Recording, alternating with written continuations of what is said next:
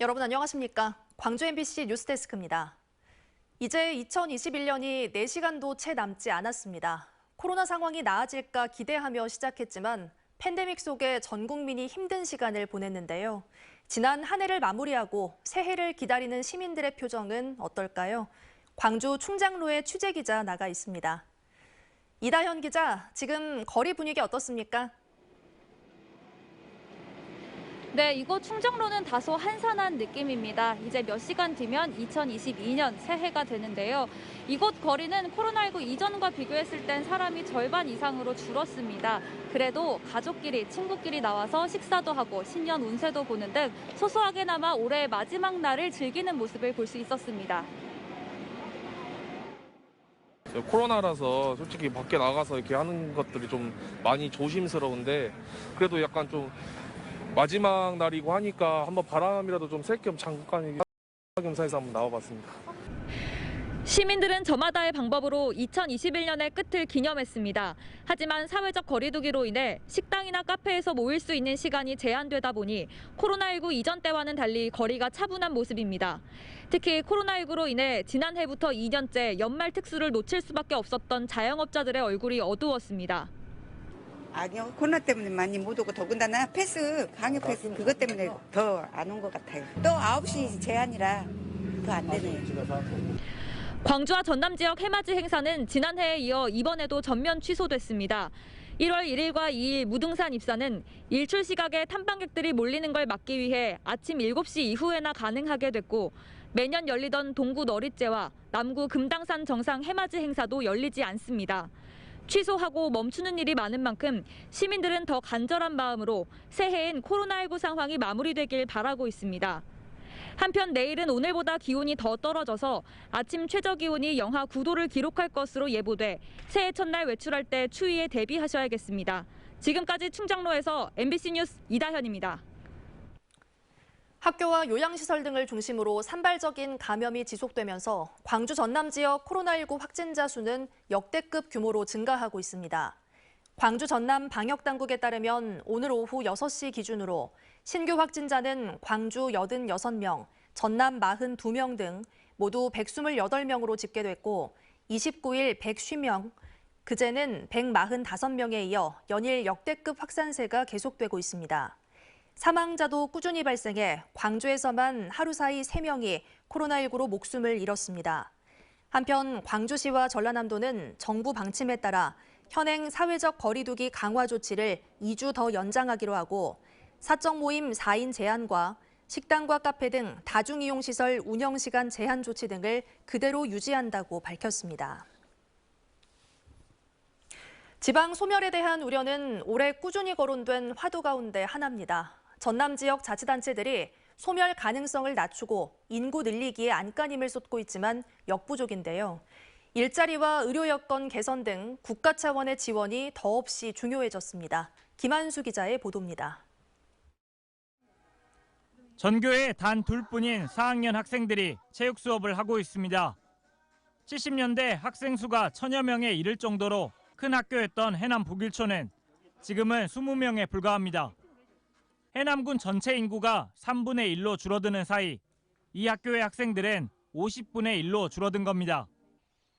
학교 명맥을 유지하기 위해서 장학금 지원과 주택, 일자리 제공 등 다양한 인센티브를 내건 결과 내년 3월 학생 36명이 이 학교로 전학을 옵니다. 해남군이랑 주민자치회와 함께 협의를 해서 오시는 학부모님들이 잘 정착할 수 있도록 많은 정책들을 수정하고 계획하고.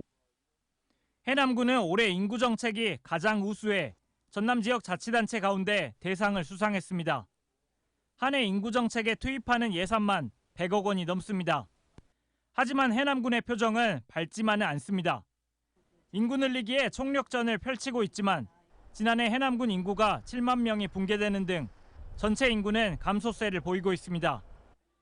결국 교통, 의료, 일자리 등 사람이 머물 수 있는 기반이 함께 갖춰져야 한다는 것인데 국가 차원의 지원과 장기적인 인구 정책 수립이 필요한 이유입니다.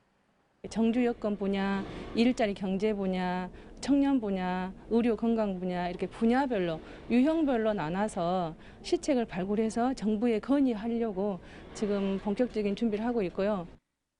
전남 22개 시군 가운데 인구 감소 지역은 16곳, 전국에서 가장 많습니다. MBC 뉴스 김한수입니다. 올 한 해도 다사다난했습니다. 도심 아파트 재개발 사업이 민낯을 드러낸 학동 붕괴 참사는 관련자들이 책임을 미뤄 처벌이 더디기만 하고 5.18 광주 학살의 책임자 전두환은 사과 한마디 없이 생을 마감했습니다. 우종훈 기자가 보도합니다. 달리던 시내버스 위로 무너져 내리는 5층 높이 철거 건물. 승객 등 17명의 사상자를 낸 광주 학동 붕괴 참사는 우리 재개발 사업의 민낯이었습니다. 현장에선 비용 절감을 이유로 작업 지시서를 무시한 불법 철거가 이루어졌고 공사를 관리 감독해야 할 감리자는 현장을 찾지도 않았습니다.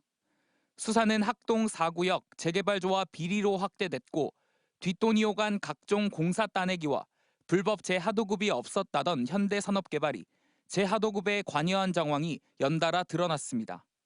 하지만 관련자 모두 책임을 미루고 있어 진상규명은 더디기만 합니다. 가족들이 받는 고통을 저희 사건을 반면교사 삼아가지고 조금은 제도 개선이 되면 좋겠다.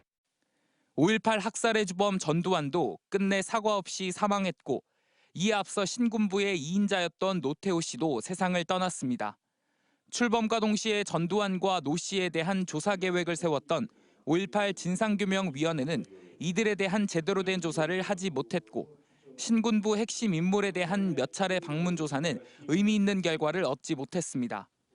헬기 사격과 관련된 형사재판은 공소 기각이 검토되지만 회고록 관련 항소심은 내년 3월 최종 변론을 앞두고 있습니다. 오히려 진상규명 측면에서는 여전히 달라질 게 없습니다. 저는 민사재판에서 진상규명의 나머지 과제들은 충분히 규명 가능하고 광주 시민들은 올해 미완의 과제로 남은 학동 붕괴 참사 책임자 처벌과 전두환에 대한 역사적 단죄가 내년에는 반드시 이루어질 수 있기를 기대하고 있습니다. MBC 뉴스 우종훈입니다. 광주 의료원 설립이 정부의 타당성 조사 면제 여부가 결론나지 않아 차질이 불가피해졌습니다. 광주시에 따르면 기획재정부의 재정사업평가위원회에서 결정된 예비타당성 조사 면제 사업에 광주 의료원 설립 계획이 포함되지 않았습니다. 광주시는 예타 조사에 2년 가까운 시간이 걸리는 만큼 조속한 사업 추진을 위해 조사 면제를 요구했지만 반영되지 않으면서 10개월 동안 사업 타당성 여부를 검증받아야 할 가능성이 커졌습니다. 올해 광주 지역 아파트 청약 시장이 지난해보다 위축된 것으로 나타났습니다. 부동산 포털 사랑방에 따르면 올해 광주에서 청약을 진행한 아파트 14곳의 접수 현황을 분석한 결과 1순위 평균 경쟁률이 지난해 31.6대 1보다 낮아진 17.5대 2를 기록했습니다. 또 올해 일반 공급 물량 분양 아파트는 지난해 3,630여 가구의 절반에 못 미치는 1,450가구를 기록했습니다.